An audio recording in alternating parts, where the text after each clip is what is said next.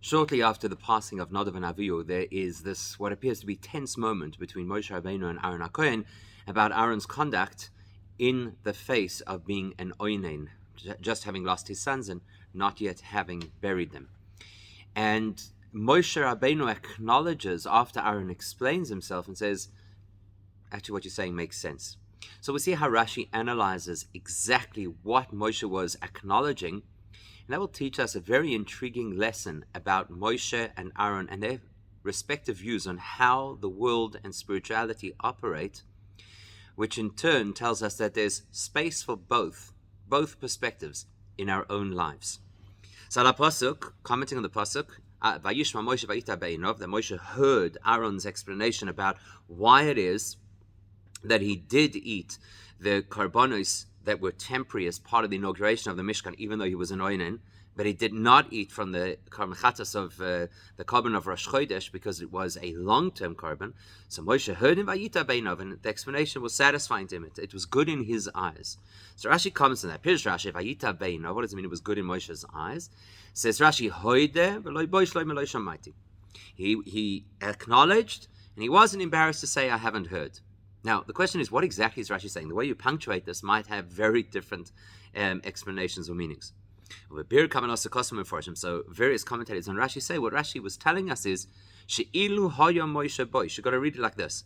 Hoide, he acknowledged, Ve'loi boish loy mar loy shamaiti. And he wasn't embarrassed, which would have led him to say, I hadn't heard that halacha before. So that's how the commentaries explain. In other words, She'ilu hoya Moshe boish. If Moshe had been embarrassed, Haya oimer loy shamati, would have said, okay, sorry, I'm embarrassed. I never heard this halacha before. Or pirish v'loy boish loimer loy shamati kili nichtav. So the way you have to read it would be as veloy omar, that he didn't say mitzad shahoya boish, because of embarrassment loy shamati. I never heard this halacha before. So therefore, if that's how we're interpreting Rashi, then what Rashi is telling us is avakaven sheloy boish, seeing as Moshe was not embarrassed to say the truth in front of his brother Aaron. So therefore, loy omar loy shamaiti. Therefore, he did not excuse himself by saying, "Oh, I did not hear this halacha previously." Elo hoide. Instead, he acknowledged and he admitted, "Vama shamaiti v'shachachti." So I did hear this halacha from the Eibishter, and I forgot. Okay, Pirush Gemara Bazen. That's actually how the Gemara explains this. And so the Mefarshim say Rashi is telling us the same interpretation as the Gemara. Omnam, the only thing is that in the Gemara that might fit beautifully. That kind of playing with the punctuation and the nuance of exactly how you read a phrase. But this is Rashi who explains Pshat, and Kiyadua Rashi Koseves Pirusha Besignin Boravan Nohir. As we know, Rashi wrote in the clearest possible language, to the extent that even a 5-year-old whose level of knowledge is that he's only just learning Chumash should be able to understand what Rashi is saying. Now, Rashi wouldn't give us these misleading or convoluted explanations. If really what Rashi wanted us to know is that Moshe Rabbeinu's admission was, I did hear the halacha from the Eibishter, but I subsequently forgot it, and you've now reminded me, Aaron. Rashi would not have left that core piece of information out of his explanation. He would have spelled out exactly what Moshe was saying. Because the Gemara felt the need to unpack exactly how they read these words. So Rashi, who wants to make things as simple as possible, would clearly have said something along the lines of Moshe Omar Shamaiti v'Shochachti. But he didn't say that. Now, of course, it would be a crazy suggestion to say the reason Rashi didn't say it is because he knows that the Gemara already talks about the possibility of Moshe saying, I had heard and forgotten the halacha, and you've reminded me. That's not a good enough explanation, because we've already dealt with this multiple times. The first is Pshat Aksuvim al Asar. Rashi deals with a Pshat in context on the spot. Rashi does not expect that his interpretation will only be clarified by information that is found in a different source. Especially when you look at this Rashi, Rashi didn't even mention that he is based on a Gemara. If he at least told us, go look in the Gemara, well, then we would at least know where to go find this information. And so therefore, therefore, in spite of what various of the commentaries point out, that Rashi is telling us that actually he wasn't embarrassed and therefore claiming he didn't hear the halacha, but he was honest and said, I heard and forgot. We're not going to go with that explanation according to Rashi. Rashi pshuto shel mikra, it would appear that if Rashi is giving us the simplest explanation, nakat kan sheloi kemoi belim d'amir kal derech halacha alimud b'gemara, that would imply that Rashi's interpretation is not aligned with the interpretation of a different style of learning Torah, as in the Gemara, the approach of halacha. And the truth is that Toras Kahanim, which is a midrashic source, also comments on this pasuk and does not use the same language the Gemara does. And Rashi actually seems to be using the same expression as Toras Kohanim. So let's not conclude that Rashi is trying to tell us that Moshe's greatness and honesty was, I had heard the halacha and subsequently forgotten it. Rather, it sounds like he actually was saying, V'loi boish, he wasn't embarrassed to say, Lo shemaiti, I haven't heard this halacha before. And there are a few other things about Rashi's commentary that we need to understand. Number one, what is not clear in the pasuk itself, that Rashi had to address, and the way he addresses is by telling us that he acknowledged and he wasn't embarrassed. Surely the words of the pasuk are straightforward. How does the pasuk read in a pshat level? Vayishma Moshe, Moshe heard what Aaron had to say. And le'achar sheshama Moshe tanas Aaron, when Moshe heard Aaron's explanation, it was good in his eyes. Why do I have to look beyond that? It's a simple, straightforward pasuk. Moshe had an opinion. Aaron had a different opinion. Aaron motivated his opinion, and Moshe said, you're right, I accept it. Why do I need more than that? Secondly, where in the pasuk is there anything that leads us to understand that Moshe is acknowledging without feeling embarrassed that he hadn't heard halacha? Where do you see that in the pasuk at all? So now, yesh meforshim shenoktu, there are other commentators on Rashi, and they come from this angle. They say, why does it have to tell us Vayishma Moshe Vayita Ve'inav? It's a lot of words. And Moshe heard, and it was good in his eyes. It sounds like those words, Vayishma Moshe, that Moshe heard, are extra, superfluous words. What's surprising about the fact that Moshe heard what Aaron said? They were standing there, face to face, having a conversation. Why does the Torah have to tell me that Moshe heard what Aaron had said? And therefore, all the Torah had to tell us was that what Aaron had said, or whatever, it was good in his eyes. So therefore, those Meforshim say, that maybe that's where Rashi picked it up from. The fact that the Torah first said Moshe heard. Rashi derived out of that.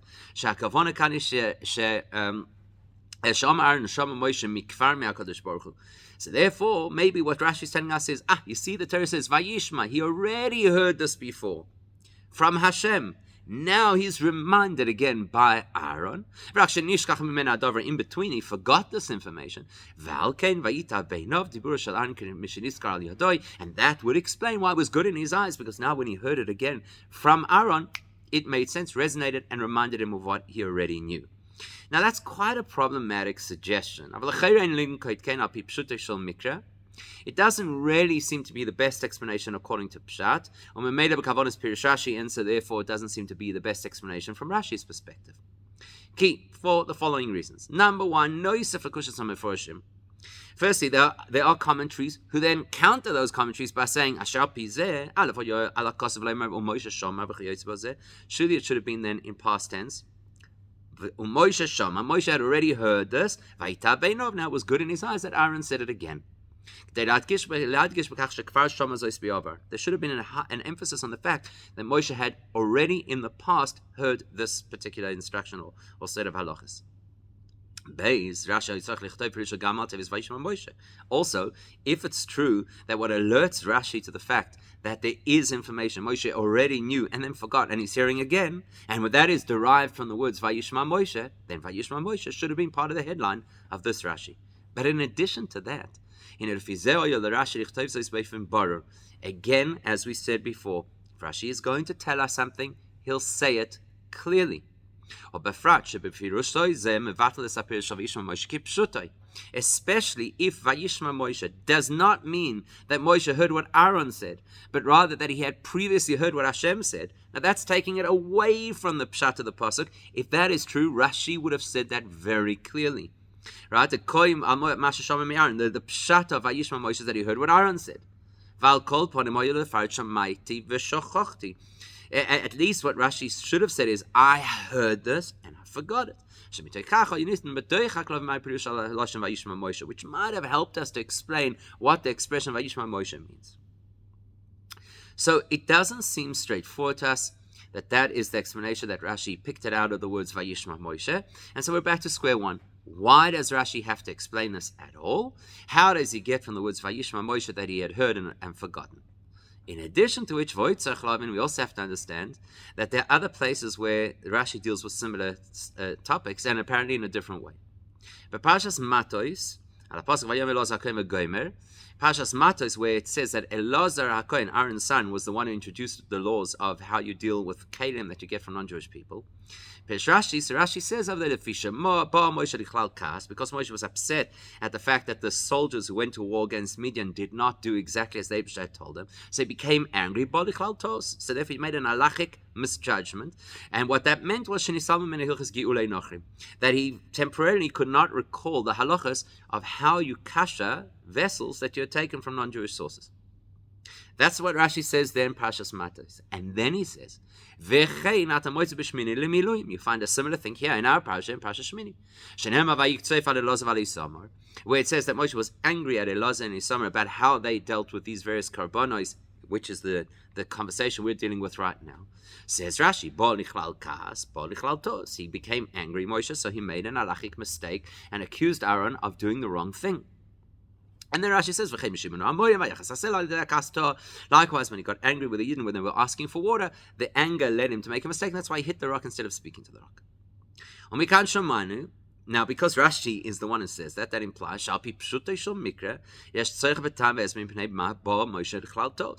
that seems that Rashi always looks for a reason that will help us to appreciate how Moshe would have decided an halacha incorrectly. Move on. Now here's the part that doesn't make sense.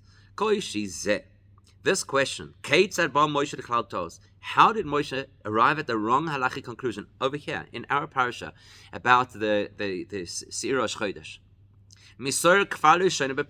Our parasha is the first of the three examples that Rashi refers to in Parashas Matos. It's the first case where it looks like Rashi, like Moshe, because he was angry, made a mistake.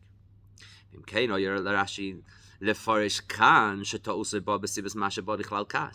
surely this is where Rashi should have quoted this idea that when Moshe became angry, that's when he got the halacha wrong, and also in Matos and also in Shimon HaMorim.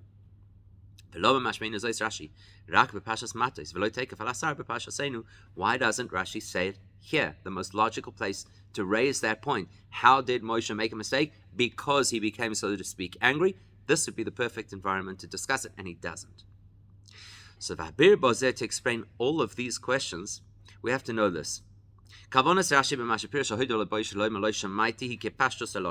of all, we're going to move away from the suggestion, which was that it's not that if he had been embarrassed, then he would have said that he didn't know the halacha, but he wasn't embarrassed, and therefore he said he knew and forgot. We're discarding that. We're saying that's not what Rashi is explaining. Might be in the Gemara, but Rashi's take is literally Moshe was not embarrassed to acknowledge that he had never heard this halacha about, as we'll see, how you deal with the korban of what's a korban over the ages, for how an oinen is supposed to deal with a korban over the ages. In other words, Moshe acknowledged that he had never been told by the Eibusha that there's a distinction between what halachas apply to those temporary korbanos that were only used as part of the inauguration of the Mishkan. And those korbanos, an oinen is allowed to eat because they only appear once, versus the korban of Rosh Chodesh, which would be a long-term korban across the generations, and that korban, an oinen, is not permitted to eat. Moshe hadn't heard that. Why would Rashi take that approach and not the Gemara's approach? Remember, the Gemara's approach was that he wasn't embarrassed to hide behind the fact that he hadn't heard, and instead he came out openly and said, I heard and forgot. Why doesn't Rashi go that way? He doesn't want to tell us that Moshe knew this halacha and subsequently forgot it.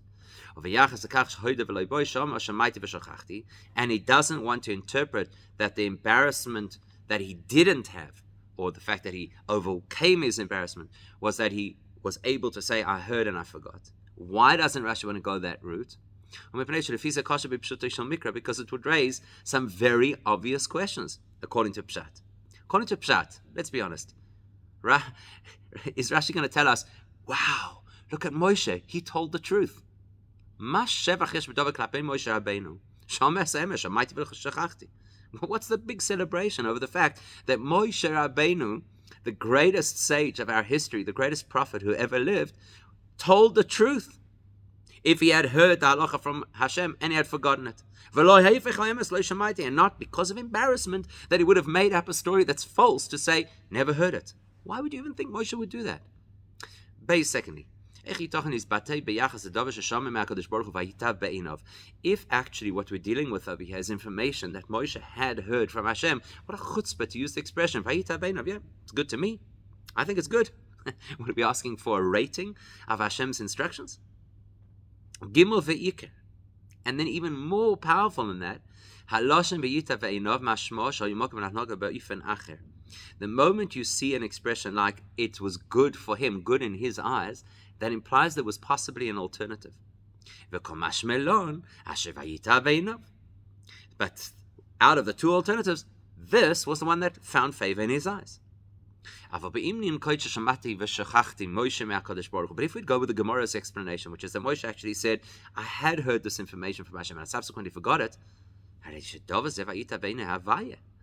that's obviously something that finds favor in Hashem's eyes. So what's the chab? Now we're saying, not only is this the correct approach according to Hashem, it's also the correct approach according to Moshe. That would be a ridiculous way to speak. It's because of these very powerful questions that Rashi prefers to explain that Vayishma Moshe Vayitav Be'inav is literal. That Moshe had never been taught by Hashem the difference between a temporary korban and a long-term korban.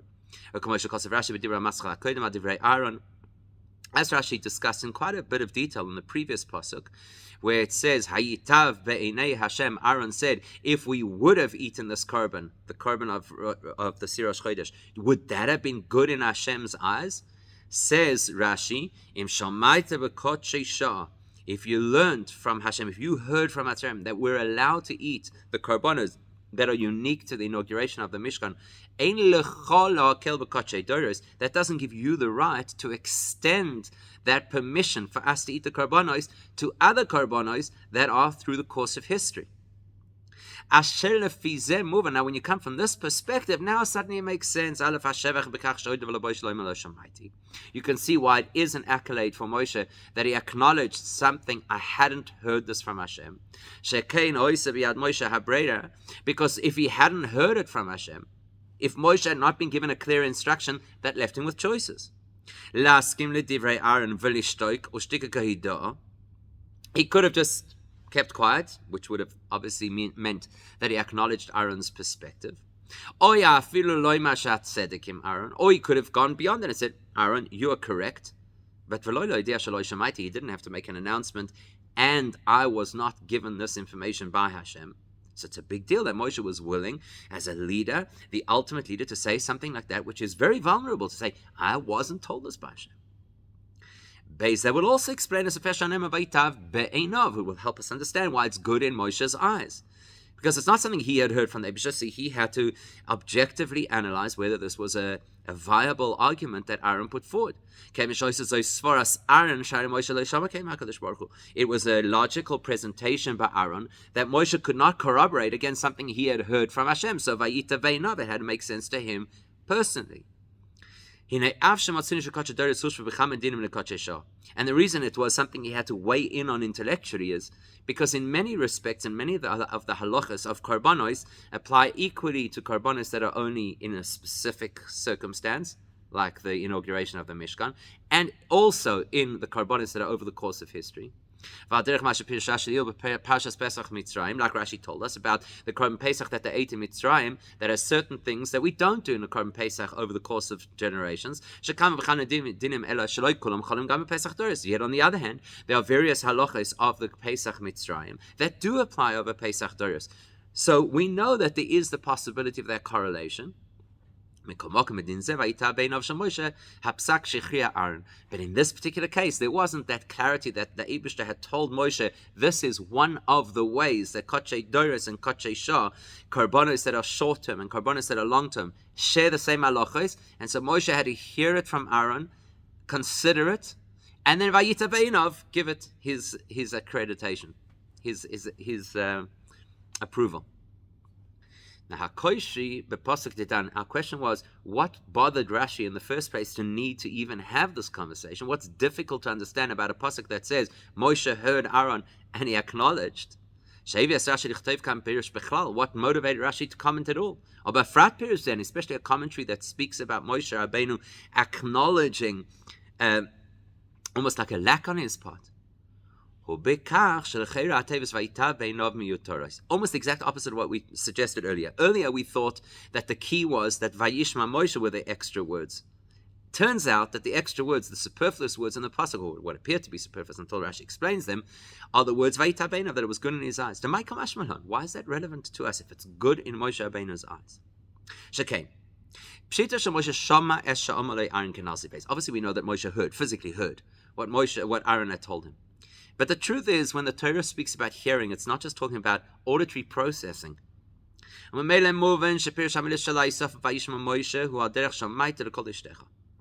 Once we already, logically, without reading the words Vayishma Moshe, know that Moshe and Aaron had a conversation, obviously Moshe listened. It would be ridiculous if every single time in the Torah two people spoke, we had to be told that the one heard what the other had to say. So it's obvious that Moshe heard what Aaron had to say. Why then does the Torah say Vayishma? Because Vayishma means you pay attention, you apply your mind. You listen to your wife's voice. You didn't realize that Yosef understood what was going on, even though there was the interpreter between you. And various other places in Torah, the word Shema actually means to process and accept something in an intellectual fashion, not just simply to hear it with your ears. In other words, when it says Vayishma Moshe, that is the part that has already told us that what Aaron said resonated with Moshe. Well, that seems to imply that the Torah is now repeating itself. You already told me that Moshe heard him. Okay, I hear you. I hear what you're saying. And then on top of that, Vayita Beinav, and it was good in his eyes. You've just said the same thing twice. So why would the Torah then have to add those words? Vayita Beinav was good in his eyes. So therefore, Rashi says there's got to be more to the story. That those words, Vayitav Beinav, that it was good in his eyes, add another layer of perspective to the part that Moshe already heard and understood what Aaron had to say. The Torah is telling us over here, not only was Aaron's argument compelling enough to Moshe that he accepted it, but there's more to that. The fact that it was good in his eyes is something additional. What's additional? What does the pasuk want to emphasize for us over here? How's this going to play out and express this? Where do you see something that Vayita Beinav is more than just the fact that, I hear you, I get it, I understand what you're arguing. Kach Pirush Rashi, that's what Rashi comes to explain. What the pasuk wants us to know is what the pasuk wants us to know is that how does, not only did Moshe hear and understand what Aaron had to say, but besides the fact that it resonated with him, it was so appreciated by Moshe. He was so taken by what Aaron said that not only do you say you're right, And Moshe went out and he shared it with other people. Vayita beinov. It's a good thing. Let's go tell people. It's amazing what Aaron has just introduced. And that's Moshe's greatness. He wasn't embarrassed to go and tell other people, I never heard this information, but Aaron brought it to my attention. And you should hear his perspective and his explanation and his argument, because it's actually quite brilliant. That means that Moshe Rabbeinu went out and he advertised the fact that here was a part of Torah that he hadn't heard. He didn't have to add that information when he went out and told people this is what happened and this is how the halacha should be going forward. And in fact, even if Moshe Rabbeinu had made a massive announcement in front of all the Yidden to say, I agree with what Aaron had to say, that would have been more than sufficient. But he says, Vayita beinov. You have to know how geschmack I think this is. You have to know how much I believe that this is the correct perspective. How much? I didn't even hear it. And yet I feel that it's motivating enough for me to go out and spread the word. So now that we have satisfied ourselves that Rashi's perspective over here is what was Moshe willing to acknowledge and wasn't embarrassed to say, Loi Shamati, I did not know this information. Once you see it from this perspective, now we can understand why Rashi does not bring the Bali Klal Kas, Bali Klal Tos issue over here. He waits till Parshas Matos. Now we understand why here is not the appropriate place to start saying, because Moshe got angry, therefore he made a mistake. Because whether or not the same halachic principles should apply to the sacrifices the Karbonos will bring across the course of history as applied to those Karbonos that are only brought in specific circumstances, that is something that you could argue rationally in two different directions. And whenever you're dealing with something which has to be processed intellectually, there has to be the possibility of different opinions, two different opinions at least. So therefore, if I go with the simplest explanation of the pasuk here,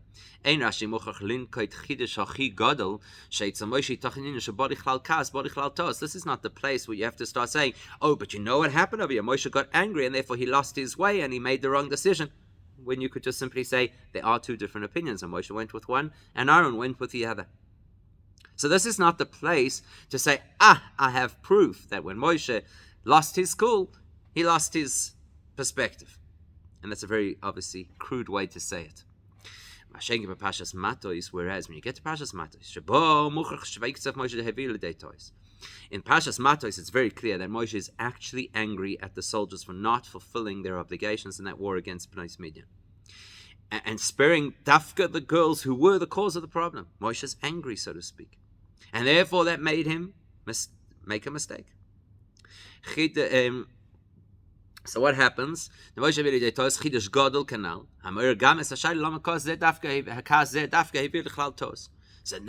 you're reading a pasuk, you can see the anger described in the pasuk, and you can see Moshe Rabbeinu not being able to give the halacha, and Elazar has to step in. So now you see, okay, here I could have this conversation. Here I can have the conversation that body chlal tos. Here I see anger, and I see that it leads to a misreading of the situation, or an inability in this case to share the halacha. And then once Rashi tells us that as a principle, as an insight, then Rashi could add. Then Rashi says, and we see something similar in Parashat Shemini. Only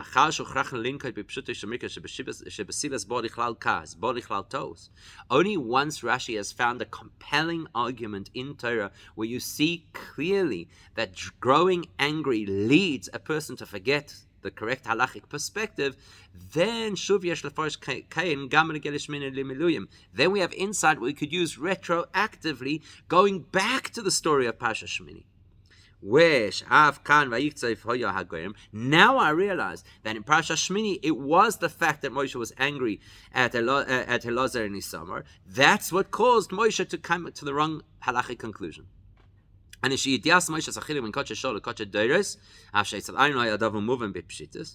means that the rational understanding of the connection between short-term and long-term korbanos eluded Moshe, even though it was clear to Aaron. Why? Now I could retroactively understand that was driven by anger.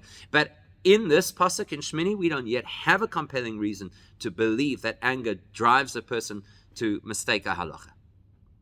So all of that explains what Rashi's perspective is. Vayishma Moshe means that Moshe understood what Aaron had to say. Vayita ve'enav means not only did he understand it, he went out and he told everybody, you've got to know what happened over here. I had never heard this halacha. Aaron presented it and it made beautiful sense to me. And at this point in time, that's what it sounds like. There were two different views, and Moshe gave credibility to Aaron's view.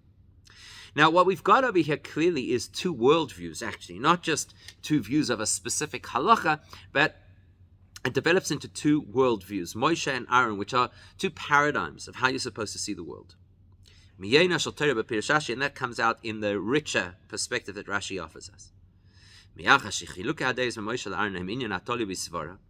Let's look at what's happening over here. We have Moshe and Aaron, who each have a logical basis for their particular views. Moshe's view is, Aaron, you should have eaten from the korban in spite of being an oinen. And Aaron's view is two different types of korbanos. This is a long-term korban. Every Rosh Chodesh it will happen. Therefore, it has laws that will apply across the course of history, and those laws include the fact that an oinen may not partake.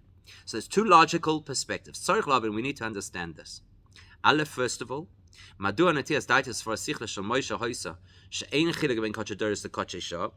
to try and understand on what basis and what rational basis did Moshe believe that there should be no fundamental halachic difference between those korbanos that only happened once at the time of the inauguration of the Mishkan and other korbanos that would happen consistently through history.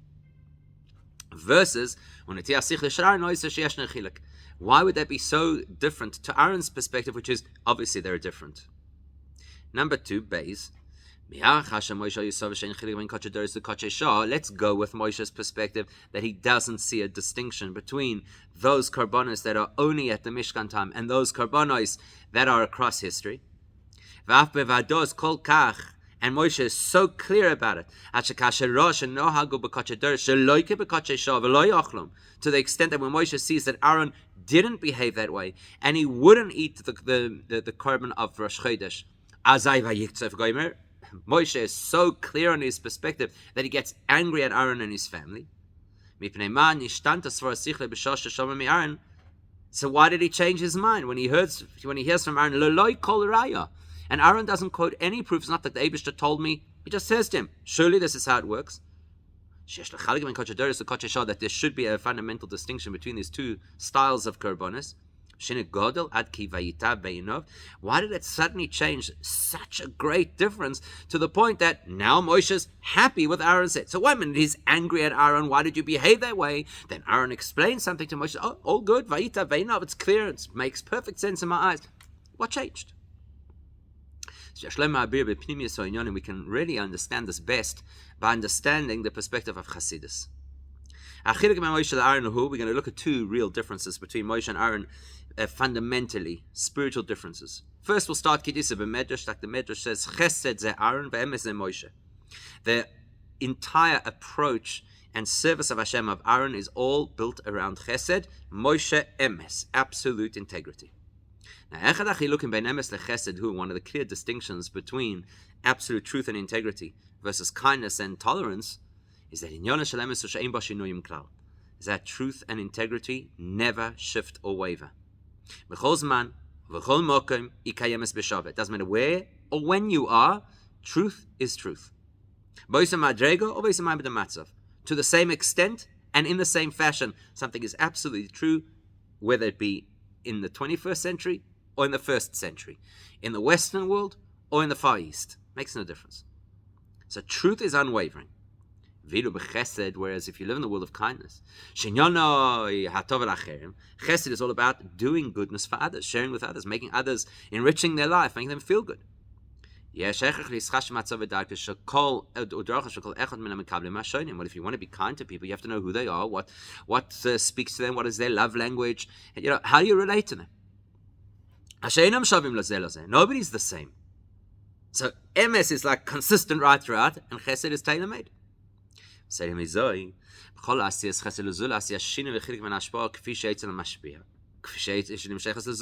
And when you do share kindness, there's always going to be a difference between how the person sharing the kindness experiences it and the person receiving the kindness experiences it. Like the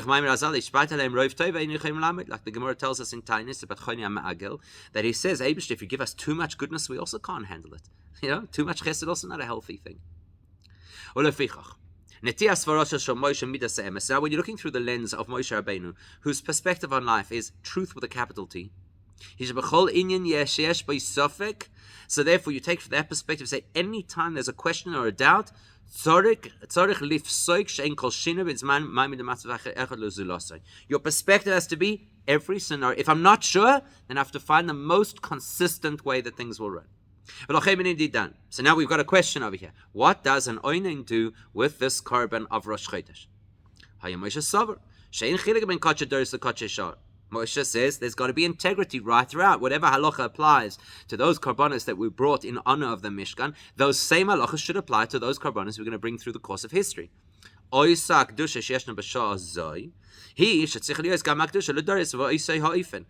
the nature is of the spiritual energy and holiness that is associated with this time and this service of korbanos must remain the identical energy and the identical holiness that runs right throughout all of korbanos throughout the whole of history must be true, right throughout, never changing, never wavering.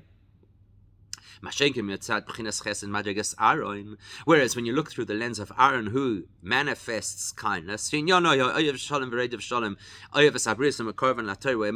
whole approach is to love peace and love people and draw them closer to the Torah. Which means he completely dedicated his life to the needs of the individual Jewish person. And not only the individual, but even as the Mishnah in Pirkei Avos tells us, those Jewish people who are of such lowly stature that their title is actually creations. And Aaron's approach is bespoke. Who are you? What do you need? Let's talk your language. So for Aaron, it's pretty clear that there's a difference between something which is a temporary way to serve Hashem and something that is a permanent, long-term way to serve Hashem. If I look from the perspective of the so-called recipient, those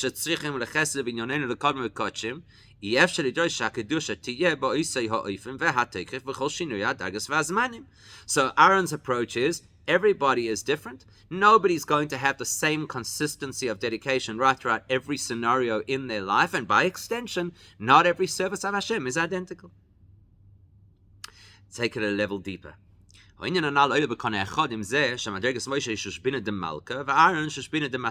fits into what the Zohar tells us, that Moshe is the so-called chaperone of the king, of Hashem, and Aaron is the so-called chaperone of the queen, the Jewish people. That means they look at the world from totally different perspectives. Mitzad Moshe Shushbina de Malka, if you look at the world through Moshe's eyes, as the chaperone representing the king Hashem, which means his world centers on the king and the king's definitions and realities. That means that Moshe's primary job is his primary responsibility is to bring godliness into the experience of the Jewish people and by extension into the world. So if you're coming from the top down, you're coming from a realm like in Atzilus of complete consciousness of Hashem, there has to be integrity of that divine energy right all the way down. It should not waver, shouldn't compromise, shouldn't diminish in any way. And that's how Moshe practiced. Bring elikus to the Yidden that might be over their head, might be too intense for them, might have to wear a veil, might not relate to the fact that they want to eat meat. He has to bring elikus shchina medaberes mitoich groino. He's got to unadulterated elikus, bring it into the experience of the Jewish people. Av mitzad bechinas Aaron, whereas Aaron has a totally different role in the community. Shushbina de matronisa.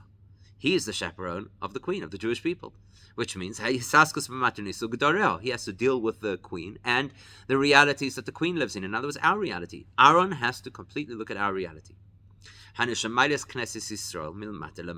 means that Aaron's job is bring them from wherever they are to a higher, more developed, more mature spiritual experience. Now, if that's the way it's going to work, you're going to elevate people. That will depend on each person and where they are at spiritually. And that's why it's not one size fits all. This person needs to be elevated that amount, that person needs to be elevated in that way. It's an absolutely unique experience for each person. So Moshe is the pristine godliness that you bring into the world, and Aaron is the tailor-made experience of lifting a person from this world to get closer to Hashem. Now they cannot work separately.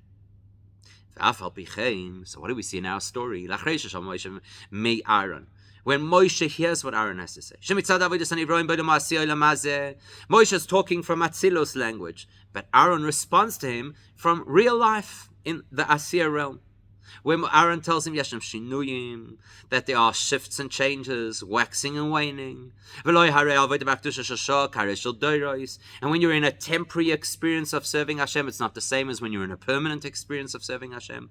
Moshe can and does hear that, and it actually is good for him.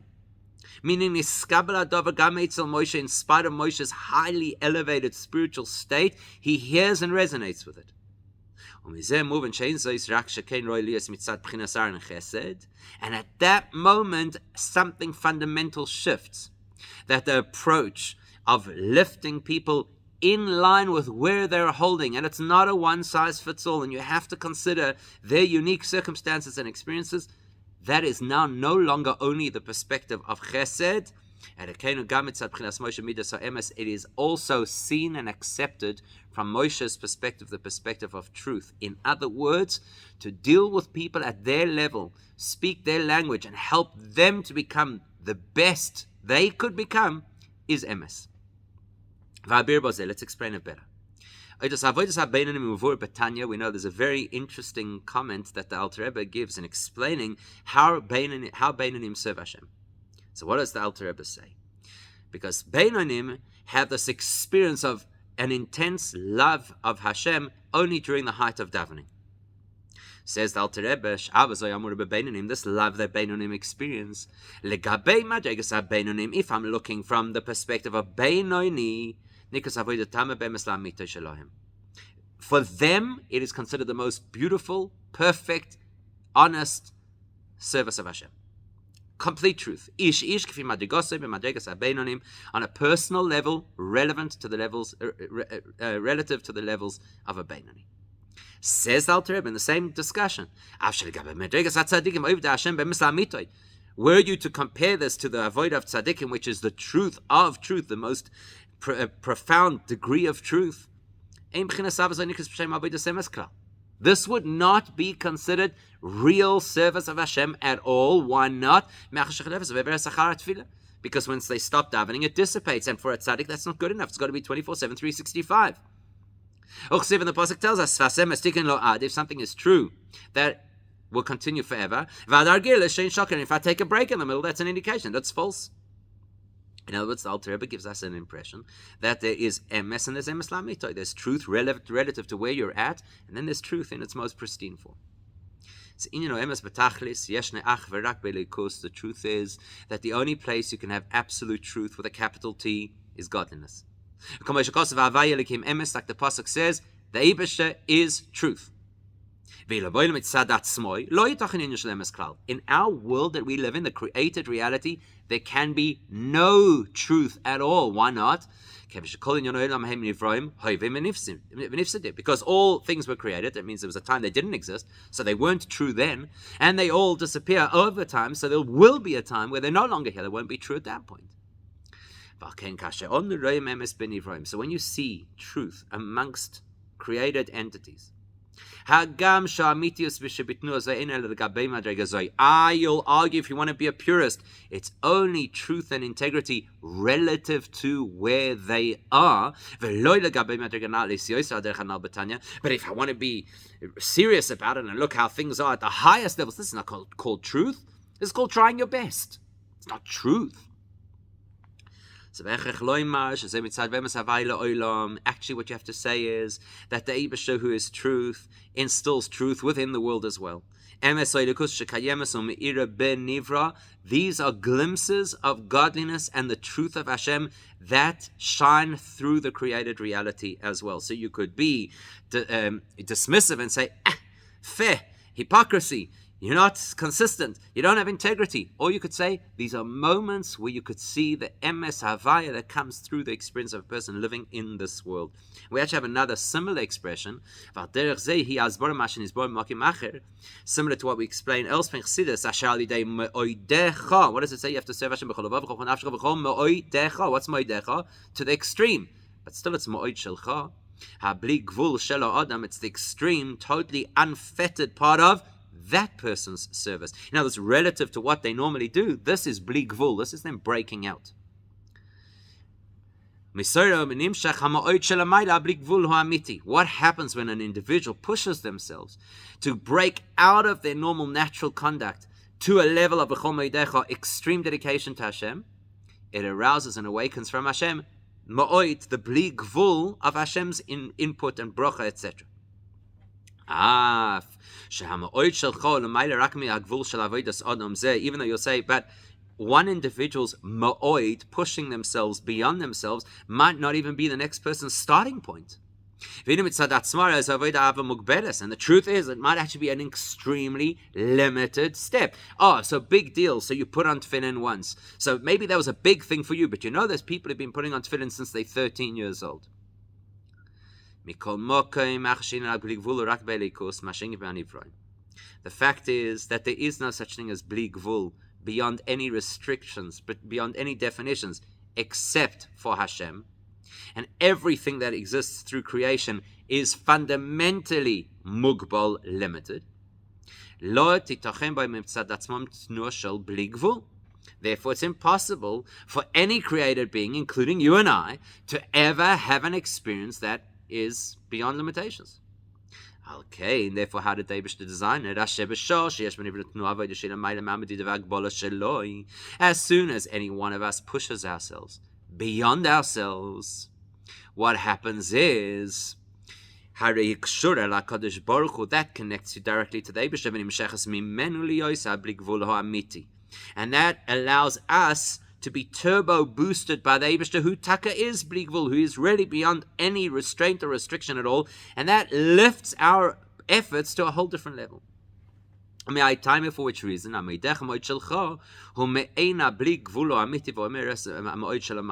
So when you push yourself beyond yourself, you're illustrating that there is godliness everywhere. The bli gvul of God. I'm not locked into my habits, my wiring, my upbringing, etc. I can break free of all of it. Why? Because that hints at the fact that there's bli gvul, emes havaya la'olam. Hashem's truth shines through into the world. And when I reveal that in a piece of my life, it stimulates a response from the Eibishter, the ma'oid from on high, the bli gvul of Hashem. Bringing it back to our story and then a lesson from it. So how does it apply in our story? We're looking over here at the difference between a korban that is brought temporarily just to inaugurate the Mishkan versus a korban that is going to be brought on a consistent basis every Rosh Chodesh.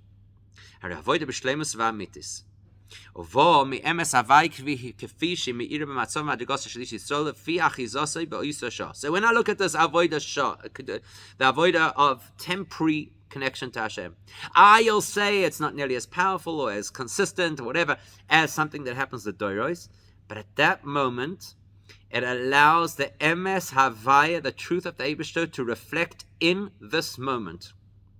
We're too focused on quantity. How much do you do? How often do you do it? Here we're saying there's a quality in the individual action that is so powerful that it reveals emes havaya into this world, even though you're only doing it lefi shah. But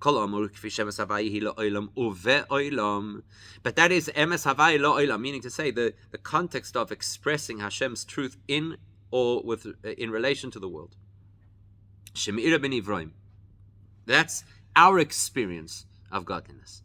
Moshe doesn't have these issues. Moshe sees and experiences the real, consistent truth of Hashem as it radiates in Atzilus, which is far superior to our experience of Emes Havaya. Again, the Beinoni while davening, on such a high level for the Beinoni, but compared to a tzaddik, you haven't even started. So for us, Emes Havaya, right now I'm doing avodah and I'm experiencing the truth of godliness in my life, and it's b'chol moedecha, and it opens it. But compared to Moshe Rabbeinu, it's a whole different story. And therefore, from the perspective of Moshe Rabbeinu, there's no difference. Koche Shah, Koche Doiros is this a one moment service of Hashem, a long term service of Hashem. It makes no difference. There's constant 24/7, 365 connection. Avol, in spite of the fact that Moshe has such an elevated experience, move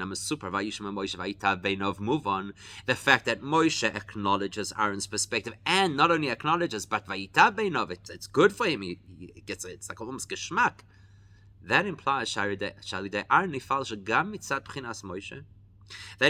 Aaron is able to have an influence over Moshe. Midas ha'emes shebe'atzilis means that Aaron, through his engagement with us and our avodah, however imperfect it might be, has an impact on Moshe, who's in Atzilus and living the emes of Atzilus. Moshe should also acknowledge that there is a difference between one type of avodah and the next, one level of commitment and the next, a more long-term or a more short-term experience. What does that mean? Why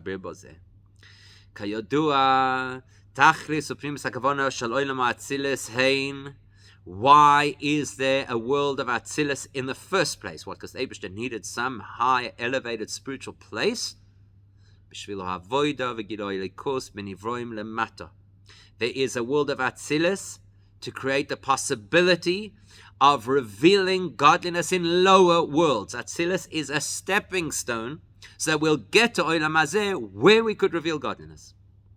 Which implies that the two core perspectives on Atzilus. Aleph, on the one hand, Atzilus mitzad atzma. Atzilus, when you look at Atzilus, what is Atzilus? It's a reality that is completely aligned with God, totally beyond anything that has ever been created. That's what Atzilus is. Then, why is there Atzilus? So what is Atzilus? Atzilus is something completely beyond us, absolute revelation of godliness. Why is there Atzilus? So that we could eventually get an Olam Hazeh, so we could do our avodah. These two things are also reflected in Moshe, which is why he's the ultimate leader. Moshe, who embodies that integrity and truth of Atzilus. If you're looking at Moshe, who is Moshe? He is an individual who's at a level that is completely beyond distinguishing this kind of avodah, that kind of avodah, this level of connection.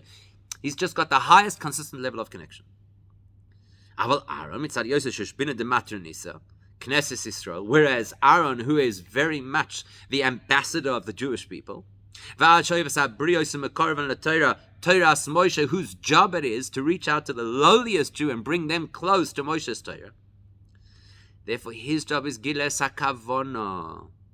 Aaron's job is to show Moshe why there is somebody like you. Why is there somebody who reflects Emes Havaya, who reflects the truth of Atzilus into this world? Why are you here? Is that you should be connected to the lower realm, because that's the purpose. What is the deeper reason why there is this glaring, powerful truth of God in Atzilus? So that we could share something with the lower realm. Or Moshe, why is there a Moshe Rabbeinu? To affect the Yidden. And that's what Moshe resonates with. That element of what Moshe's job is all about, which reflects what Atzilus is all about, to be able to touch and relate to and elevate the people in the lowest realms, that now comes out into the open. And with it, a very practical lesson for us. Here's the lesson. Every one of us also has two components. We talk about my avodah, how I have to serve Hashem. My aspiration has to be absolute consistency in my service of Hashem without wavering. That's what I should be achieving. Just like the Eibusher never changes. So the Bnei Yaakov have to emulate and also not shift, not compromise, not sway in our commitment to Hashem. We have to be there absolutely with consistency. That's when I look in the mirror. But when it's time to deal with another Yid, and even another Yid who might be completely distant from anything meaningful and holy, then then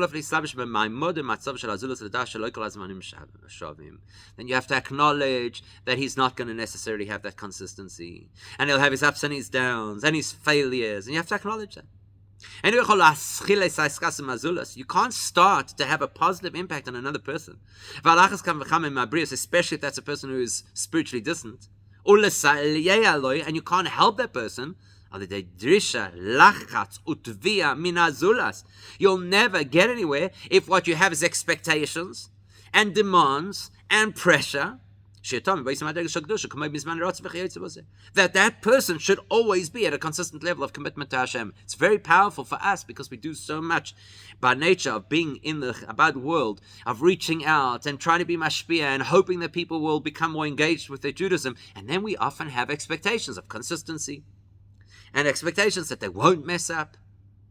And here the Rebbe is telling us clearly, when you're dealing with somebody else, you have to acknowledge there'll be kachei shah and kachei doros.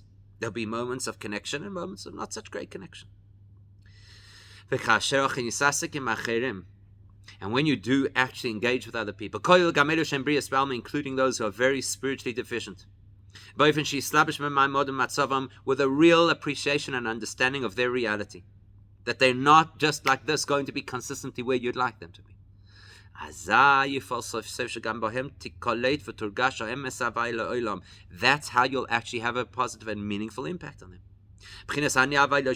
Then they will also come to appreciate and understand the concept of absolute consistency of the Eibusher's truth. And not only that it will benefit them, but actually enhance our own experience of emes havaya in our own lives. And by doing that, chesed, as the pasuk tells us, chesed ve'emes nifgoshu. Both chesed and emes, the avodah of Moshe, the avodah of Aaron, will come together. Tzedek v'shalom nashoku. It's almost like they'll kiss.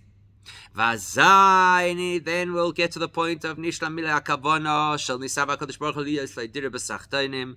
Then we'll reach the point where we'll fulfill the Eibusher's desire that he should be manifest and revealed, not in Atzilus, but dafka down here in this world, amongst us, in the absolute emes havaya, the absolute truth of the Eibusher, which we should, Mitzvah Hashem, be zoiche to see, take umiyad mamish, with the coming of Mashiach now.